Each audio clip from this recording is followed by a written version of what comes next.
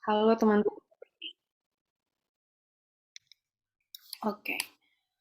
Halo teman-teman semuanya.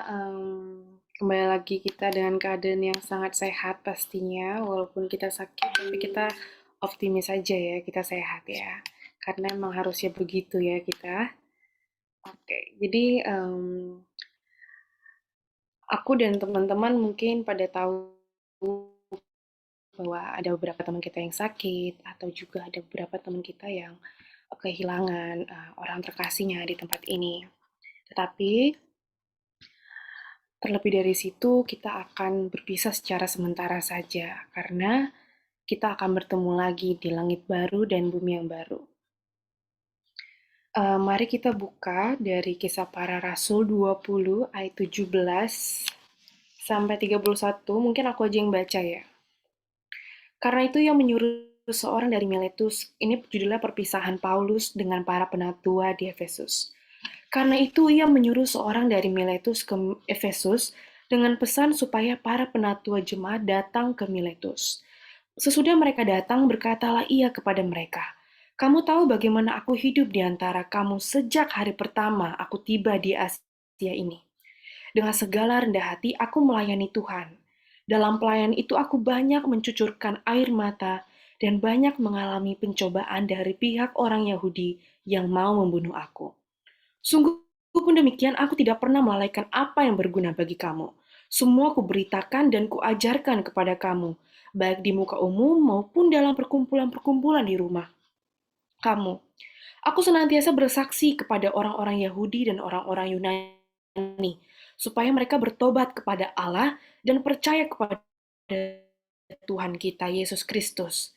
Tetapi sekarang sebagai tawanan roh, aku pergi ke Yerusalem dan aku tidak tahu apa yang akan terjadi atas diriku di sana. Di situ. Selain daripada yang dinyatakan Roh Kudus dari kota ke kota kepadaku, bahwa penjara dan sengsara menunggu aku. Tetapi aku tidak menghiraukan nyawaku sedikit pun, asal saja aku dapat mencapai garis akhir dan menyelesaikan pelayanan yang ditugaskan oleh Tuhan Yesus kepadaku untuk memberi kesaksian tentang Injil kasih karunia Allah.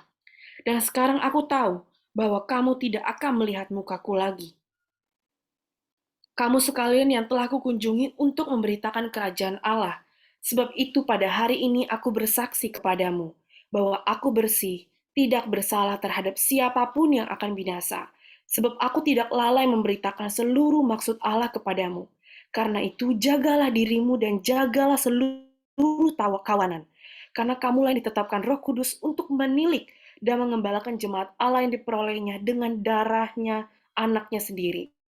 Aku tahu bahwa sesudah aku pergi, serigala-serigala yang ganas akan masuk ke tengah-tengah kamu dan tidak akan menyayangkan kawanan itu. Bahkan dari antara kamu sendiri akan muncul beberapa orang dengan ajaran palsu. Mereka berusaha murid-murid. Sebab itu, berjaga-jaga dan ingatlah bahwa aku 3 tahun lamanya, siang dan malam, dengan tiada berhenti-hentinya menasihati kamu masing-masing dengan mencucurkan air mata.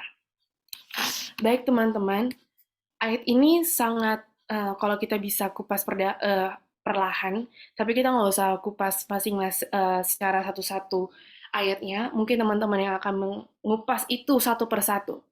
Tetapi yang aku highlight dari sini adalah ketika Paulus mengatakan bahwa aku telah berpisah dengan kamu.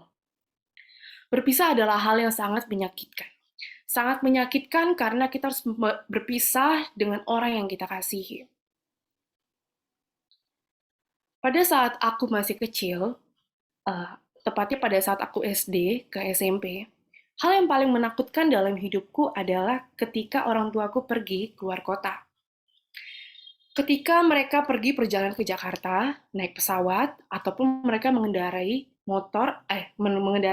mobil untuk pergi keluar kota.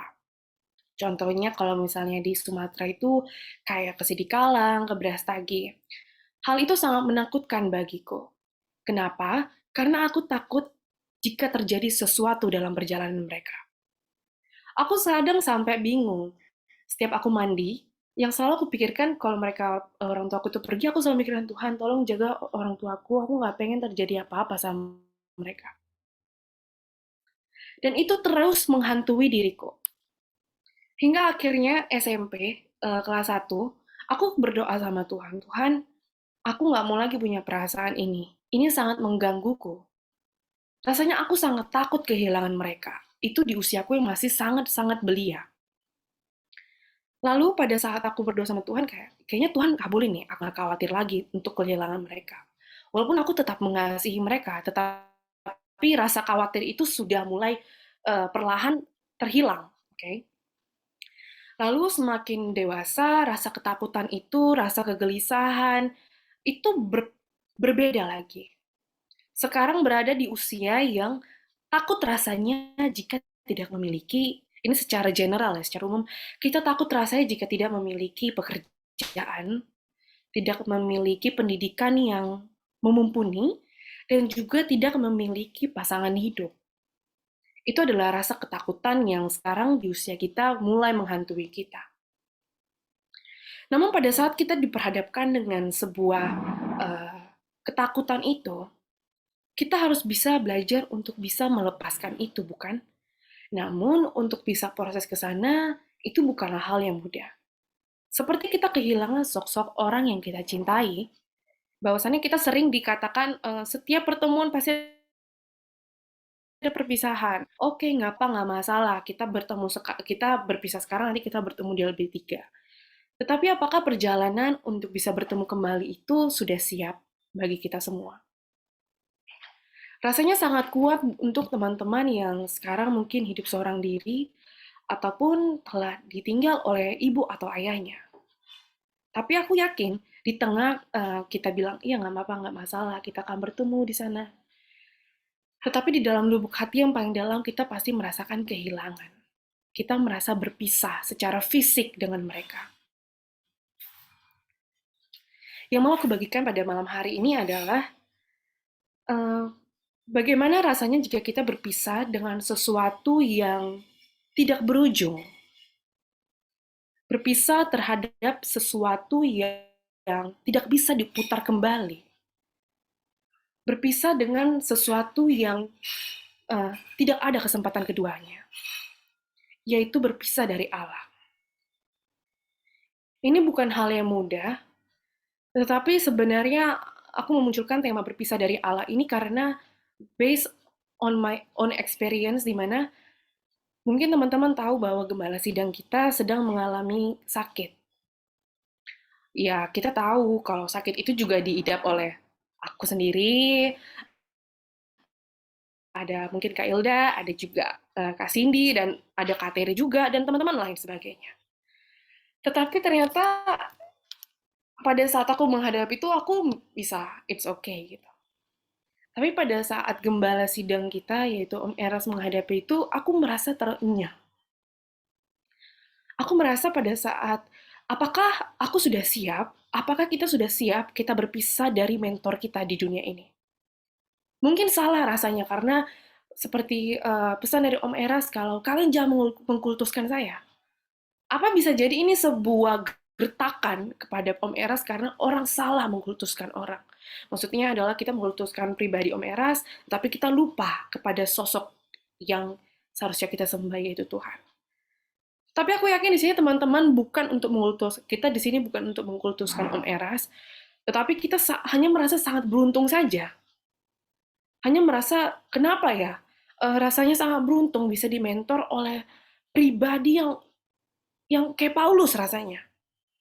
Jadi kalau misalnya aku bisa menganalogikan Paulus ini seperti Om Eras, maksudnya di dalam kisah ini, mungkin teman-teman ada yang nggak setuju, tetapi artinya di dalam perjalanan kebenaran ini yang kita alami sekarang, mungkin ada yang 2, 3 tahun, 5 tahun, kita harus percaya bahwa ketika suatu ketika pribadi ini nggak ada, beliau sudah menyelesaikan tugasnya. Kita bukan mendoakan kayak Om Eras supaya cepat-cepat pergi, atau supaya Om Eras kayak udah bakalan gone atau kayak penyakitnya parah, enggak. Tetapi aku hanya menyadarkan diriku sendiri bahwasannya ini adalah realitas. Beliau sudah mengerjakan panggilannya, sudah cukup baik, sudah sangat baik, bukan cukup baik lagi, sudah sangat baik. Dan saatnya kita yang mempersiapkan diri untuk selanjutnya, untuk memegang estafet tersebut. Ketika kita sudah menyatakan bahwasannya kita mengikuti ajaran ini, jangan kita membohongi ataupun kita memalsukan pribadi kita sendiri. Jangan kita hanya menggunakan label agama, label kebenaran di pundak kita yang sangat lebar ini, seperti saya sudah dengar suara kebenaran, tetapi kita tidak bisa menginterpretasikannya itu. Kita tidak bisa mengimplementasikannya itu. Karena teman-teman harus tahu, pada saat kita sungguh-sungguh belajar kebenaran firman Tuhan, serigala-serigala itu seperti yang dikatakan berjaga-jagalah. Karena pada saat kita semakin cinta sama Tuhan, semakin kita greget sama Tuhan, semakin banyak kawanan-kawanan serigala yang mau menerkam kita. Semakin banyak ajaran-ajaran palsu yang akan bermunculan. Aku nggak mengatakan salah satu dari antara kita adalah serigala. Tetapi siapa yang bisa menjamin bahwa kita semua berada dalam satu track yang sama? Gak ada yang bisa jamin. Bahkan aku sendiri. Tapi rasanya aku malu kalau misalnya aku lari dari track kebenaran ini. Maka dari itu, kita harus bisa sama-sama bergandengan tangan secara maya rasanya. Karena kita nggak bisa berpegangan bertemuan secara langsung. Tapi kita telah mendengarkan, kita ada wadah teknologi, kita ada yang namanya Truth ID, kita ada yang namanya renungan, kita ada yang namanya doa pagi. Dan kalau teman-teman, kalau kita nggak mau bersama-sama untuk mengikuti itu, let's say goodbye. Disitulah kita berpisah. Jadi kita nggak bisa di dalam home, ya kita berada dari satu background yang berbeda, kita berada dari, kita memiliki latar belakang yang berbeda. Oke, kita memiliki segala sesuatu yang berbeda, tetapi kita memiliki satu yang sama. Kita memiliki tujuan hidup yang sama, yaitu mencapai langit baru dan bumi yang baru. Tetapi untuk perjalanan ke sana, apakah kita mau sama-sama juga? Atau kita memiliki jalan sendiri-sendiri? Hal ini sangat menyakitkan karena bayangkan jikalau Tuhan telah berjerih payah. Tuhan itu selalu nggak pernah berhenti rasanya untuk mengajak kita bangun, untuk mengajak kita ayo kita berubah, kita berubah. Dia nggak pernah capek. Karena kalau misalnya Tuhan udah undur dari kita, kalau kita sudah berpisah dari Allah, nggak ada yang namanya kesempatan kedua lagi. Jadi kalau misalnya kita sekarang masih berada di tempat yang sama ini, kita masih memiliki pikiran untuk bisa berpikir, kita memiliki mental yang sehat, katakan. Kita bisa mendengar, kita bisa melihat, kita harus bisa memaksimalkan potensi-potensi itu.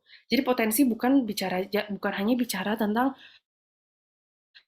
apa yang kita mampukan, tapi tentang ke, kebermilikan kita sekarang. Yaitu cara kita berpikir, itu adalah sebuah karunia. Karena banyak orang di sana yang nggak bisa berpikir. Dan itu adalah hal yang sangat menyakitkan. Mungkin kita nggak memiliki hal-hal yang dicapai, hal-hal yang sesuai dengan ukuran standar manusia, seperti orang tua yang lengkap, indera, indera apa ya, segala indera yang lengkap, ataupun kita memiliki pekerjaan yang mapan, pasangan seperti Prince Charming, eh, berkeadaan seperti di kastil, seperti yang kita impikan, tidak ada. Tetapi mari kita tidak usah bermimpi akan hal itu. Karena kalau misalnya kita miliki itu sekarang, kita akan berpisah dari Allah.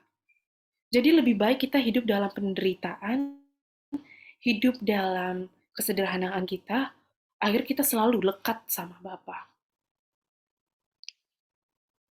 Di dalam perjalanan yang kita lalui sekarang, kita pasti, atau mungkin teman-teman biasa aja gitu ya, dalam mengikuti kekristenan rasanya ya standar aja. Ya gini-gini aja sih, Nika. Ya ikut orang tua ya, dengar Omera sih ya. Tapi sebenarnya sesungguhnya perjalanan itu adalah perjalanan yang mencucurkan air mata. Ya, jadi kalau misalnya kita belum sampai mencucurkan air mata, mungkin itu belum bisa dikatakan sebagai perjalanan mengikuti Yesus. Karena perjalanan mengikuti Yesus itu ya seperti yang Paulus jalani sekarang, penjara di hadapanku. Semua orang berlomba untuk menantikanku di pintu pagar untuk melempari Paulus dengan batu. Semua rasanya mencari kesalahan Paulus. Tetapi yang ia temukan bahwasannya tujuanku hanya untuk memberitakan kerajaan Allah, bukan yang lain. Jadi segala bentuk penjara, segala air mata, segala hal yang menakutkan di depanku tidak menjadi masalah. Tetapi itu sebagai batu loncatanku untuk bisa menyelesaikan pertandingan ini. Jadi pada saat kita akhirnya hendak menutup mata, kita akan mengatakan bahwasanya pertandinganku telah berakhir. Jadi pada saat sekarang kita masih di sini, kita masih berada di dalam kehidupan, masih bisa tarik nafas, masih bisa bernafas, masih bisa ngobrol.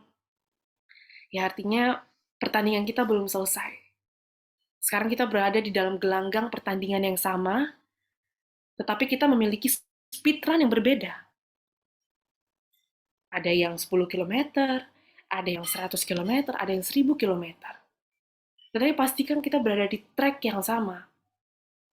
Walaupun dengan kecepatan yang berbeda, tetapi at least kita berada di track yang sama untuk mencapai satu gol pertandingan yang kekal, mencapai gol yang kekal, agar setiap kebenaran firman Tuhan yang telah kita dengar itu tidak menjadi sia-sia. Hingga akhirnya kita tidak lagi menghiraukan yang namanya nyawa, kita tidak lagi yang menghiraukan namanya berpisah dengan orang yang kita cintai. Karena kita tahu bahwa pertandingan mereka telah selesai, namun selain daripada berpisah dari orang yang kita kasih, lalu berada 24/7 sama kita berpisah nggak apa-apa. Tapi jangan sampai kita berpisah sama sesuatu yang rasanya tidak akan kita capai. Jangan sampai kita berpisah dari Allah. Karena kalau misalnya kita udah berpisah dari Allah once, sekali saja, jangan berharap ada kata bertemu lagi. Jangan berharap ada yang namanya, Tuhan please, satu kesempatan lagi please. Nggak ada. Atau kayak, eh, Tuhan, aduh aku hilaf, aku lupa, aduh aku seharusnya nggak kayak gini ya, aduh seharusnya aku menyesal. Tidak ada. Nggak ada lagi yang namanya, eh, udah nggak lagi yang namanya keterlambatan, nggak ada lagi yang namanya penyesalan. Jadi sebelum penyesalan itu kita ucapkan, kita tangisi, sekarang kan kita tangisi, misalnya kita melakukan sebuah kesalahan, kepada misalnya aku menyakiti hati Karen gitu, adikku sendiri. Aku bisa bilang, Karen maafin kakak, kakak janji kakak nggak akan ulangin lagi ke kamu. Tapi pada saat si Karen nggak ada, once, apakah dia bisa mendengar permintaan maafku? Nggak akan kan? Tetapi itu adalah dengan manusia. Kita bisa merubah diri kita. Tetapi pada saat hubungan kita dengan Allah, wow, putus satu tidak ada tumbuh. Nggak kayak pepatah, hilang satu tumbuh seribu. Kalau sama Bapa, sama Allah, pencipta, hilang satu kesempatan nggak ada lagi. Nah, makanya kehidupan ini adalah sebuah garis waktu yang ada limitationnya. Ada batasnya nih, segini doang. Tetapi kekekalan itu nggak ada limitnya. Nah, makanya di dalam waktu yang sangat singkat ini, kita bisa lihat kalau teman-teman nonton kayak Vokatif atau banyak lah ya sekarang di Instagram, lihat apa mobil ambulans di pemakaman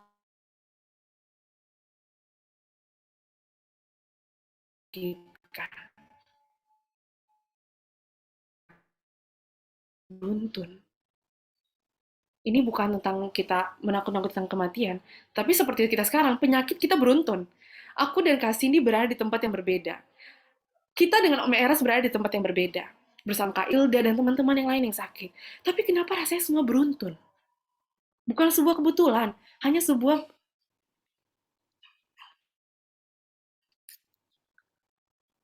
bukan sebuah kebetulan. Tetapi ini udah bagus belum ya internetnya? Udah jelas belum? Halo? Nah, Jadi itu bukan sesuatu hal yang beruntun, tetapi itu adalah sebuah alert, sebuah warning aja.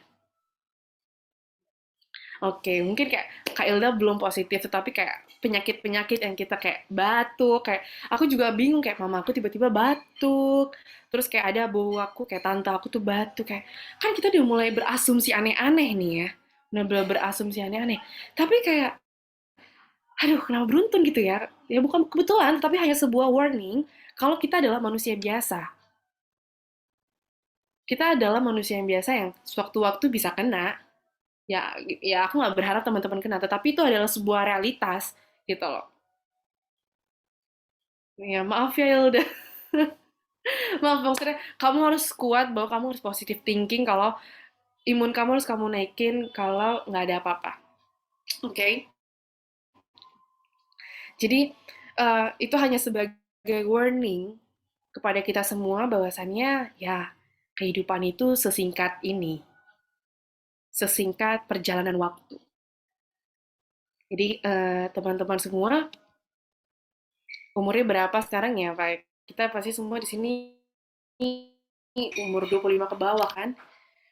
Tetapi nggak ada yang bisa garansi, nggak ada yang bisa memastikan, nggak ada juga yang bisa berasumsi, nggak ada juga yang bisa uh, membuat timetable kehidupannya kan, time life plan-nya kayak oke, umur 30 aku kayak bakalan sakit, kan nggak ada kan, nggak ada yang mau kan. Atau kayak Tuhan aku umur 40 nggak apa-apa lah dipanggil Tuhan. Wah, mana bisa kita kayak gitu. Kita nggak bisa lah mengatur-ngatur dalam membuat ini semua seperti yang kita inginkan.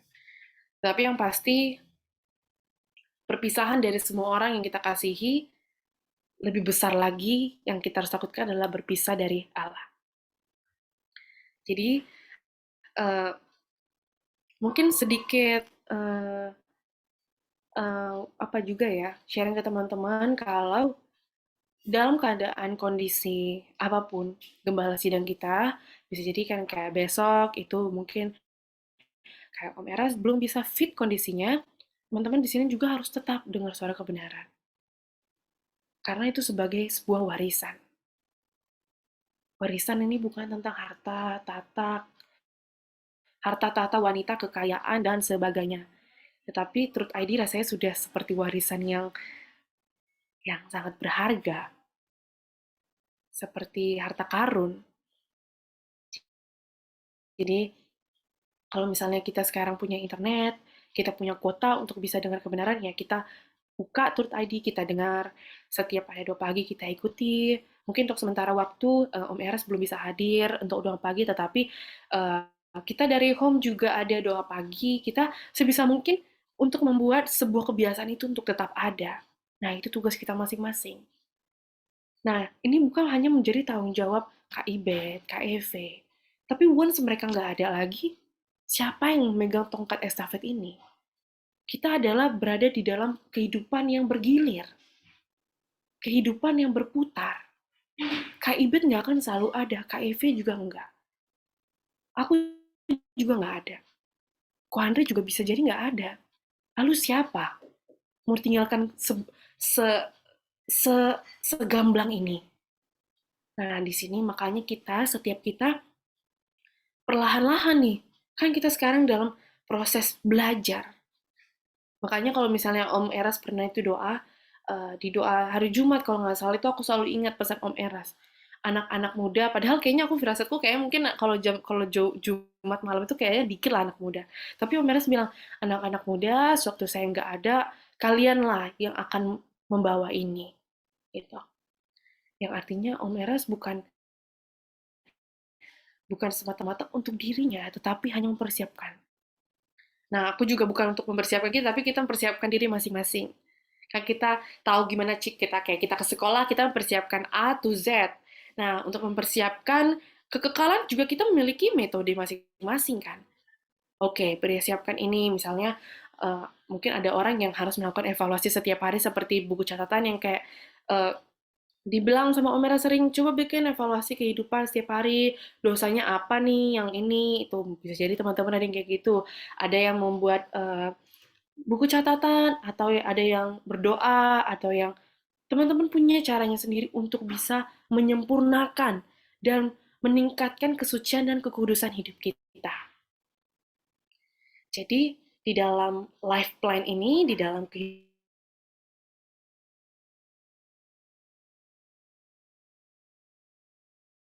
benar-benar detail. Walaupun kita orang nggak perfeksionis ya, walaupun kita nggak perfeksionis, tetapi kita harus belajar untuk detail untuk setiap kehidupan. Jadi kita harus garansi nih diri kita untuk bisa selalu hidup suci dan kudus, untuk bisa selalu menjaga diri. Dan terakhir ya pastinya kita harus mempersiapkan untuk masa yang akan datang. Masa yang akan datang bukan melulu juga yang aku bilang tadi, bukan tentang hanya kehidupan yang akan datang, tetapi kehidupan setelah sekiranya mentor-mentor kita nggak ada, sekiranya orang-orang yang terdekat kita yang membimbing kita nggak ada, kita harus ready, get ready, gitu. Jadi jangan pada saat hilang satu kayak kita apa ya kayak wah gimana nih, kayak bingung. Nah seharusnya nggak kayak gitu. Makanya di dalam kisah Paulus ini dia telah siap dengan segala kondisi yang di depannya. Jadi teman-teman di sini, kalau kita udah terjun ke kebenaran, harus siap nih atas apa segala penderitaan yang berada di hadapan kita. Don't worry, jangan ragu lagi, jangan khawatir lagi, karena itu adalah sebuah keharusan. Tanpa air mata, tanpa penderitaan, tanpa rasa ketakutan, itu bukan mengikut salib. Nah, sembari perjalanan itu, penderitaan yang kita alami, kita harus benar-benar menjaga kekudusan dan kehidupan kita, dan juga kawanan kita. Inilah kawanan kita, kawanan kecil kita. Kita jagalah kawanan kecil ini agar tidak dimangsa oleh serigala-serigala, dan agar kita juga tidak ada yang melenceng dari kebenaran firman Tuhan. Selalu berpegang pada kebenaran firman Tuhan dalam setiap pemberitaan, dalam setiap khotbah yang diberitakan oleh uh, para hamba-hamba Tuhan, yang pastinya telah kita yakini berada di dalam 3 pilar kebenaran. Ya, pastinya jangan melenceng daripada itu. Kita juga saling sharing ke teman-teman kita, ke teman-teman keluarga kita, ya tetap yang kita bicarakan adalah tentang kebenaran. Jangan melenceng, udah. Kalau nggak diterima, mending gak usah ngomong. Kalau emang, kalau takut ngomongnya, kalau takut ditolak, udah, mending mending hold on dulu, lalu ngomong. Jadi jangan kita caplok-caplok dari mana kita akan fokus kepada kebenaran. Karena hati-hati, kita masih sangat muda gitu. Kita dalam usia yang sangat rentan. Mungkin kita nggak terpengaruh dengan yang namanya narkoba, minum, pornografi, mungkin sudah lepas. Tapi ada yang lebih bahaya lagi, ajaran-ajaran palsu, ajaran-ajaran yang mencoba untuk menyuntikkan kita dari kiri, kanan, atas, bawah. Nih, biar orang ini ragu nih sama pengajaran kebenaran. Makanya kita harus stand up. Jadi lambang-lambang kekristenan itu jangan hanya dikenakan, tetapi diilhami. Kita hayati, kita serap gitu loh. Kita serap, gitu. Jadi kita bisa, jadi ada spirit, kah gitu. Kalau kata Om itu ada spirit. Jadi jangan kita hanya uh, berceloteh, kita hanya mengatakan ABC, tetapi kita tidak ada gairah roh itu. Jadi teman-teman, semoga di dalam setiap yang kita lalui sekarang, kita mm, jangan sampai berpisah dari Allah ya. Dari setiap kecil detail hidup kita sama-sama berjuang lah untuk menghadapi segala sesuatu yang mencoba untuk bisa mengganggu-ganggu kita. Baik itu dari penderitaan kita dan lain sebagainya. Oke, demikianlah sharing singkat dari saya, dari aku. Semoga teman-teman terberkati.